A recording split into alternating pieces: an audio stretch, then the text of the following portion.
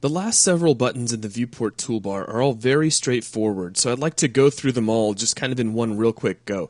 Now this includes post-process volume previs, toggle squint mode, camera movement speed, play in viewport, tear off floating copy, and finally maximize viewport, which I already have active in this case, so let me go ahead and just switch that off. Now I have opened up VCTF Sandstorm for this example, which you're welcome to open up on your end as well, though it's not really necessary. You can open up any level and get an idea of what these do.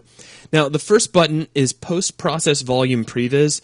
Now what this does is this allows you to activate and deactivate the effects of any post-process volumes that may be applied in your level. Now this is not going to be particularly useful if you're not in game mode. So I'm going to switch over to game view mode by clicking on the little letter G here. And now as I switch off post-process volume previs, you can see what kind of happens here. We get this kind of nice yellowish post-process effect that really kind of makes it look like we have a lot of dust hanging in the air, like you should almost be having a hard time breathing here. If we switch off post-process volume previs, that goes away. So we're just getting an idea of how that post-process is affecting our scene. That's really all there is to it. Now we also have squint mode. Squint mode is just a way for you to see what your level would look like if you were squinting your eyes. This is really good if you're trying to get an idea of the overall color and tone of your level. Oftentimes, if you're building something inside your levels, like at least back in the day, you'd find yourself kind of squinting at your monitor just to get an idea of how overall colors were blending together, and now you don't have to do that. You can just switch squint mode on and off. However, as with post-process volume previs, you will want to be in game mode to see the results. So if you're clicking the squint mode button and you're not getting any results, switch over to game view mode, and then there you go. Now next to this, we have the camera movement speed button. We have two ways we can use this. What this does really is it allows us to change how quickly our camera moves through our level. So let me switch over to game mode just because it kind of smooths things out.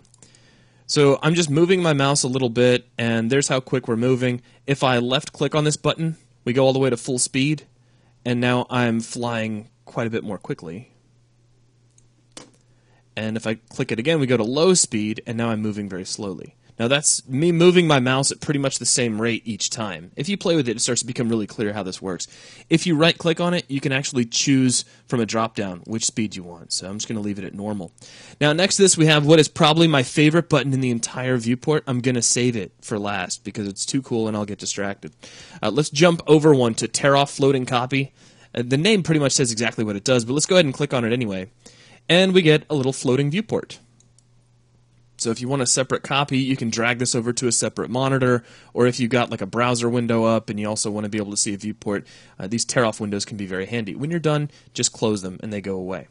We have the Maximize Viewport button, which I've already been using if you've been watching these videos. It just kind of helps when you're demonstrating. If you click on this, your viewport gets maximized. That's really all there is to it. When you're done, you can click it again and that'll demaximize and put everything back down to its normal size. Which brings us two buttons back to play in viewport, the coolest button in the whole viewport toolbar because you can click this and you get a little bit of a load, and then as soon as that's done referencing all the shaders, you are on red. We can actually play the game right here inside the viewport, which as far as I'm concerned is just one of the coolest things ever. So if you really want an idea of how your level is playing, how your game is working out, then you can test it right here inside the viewport without having to do anything special. So that, I think, wraps up all of the remaining buttons for the viewport toolbar, and that will also wrap up this video. Thanks.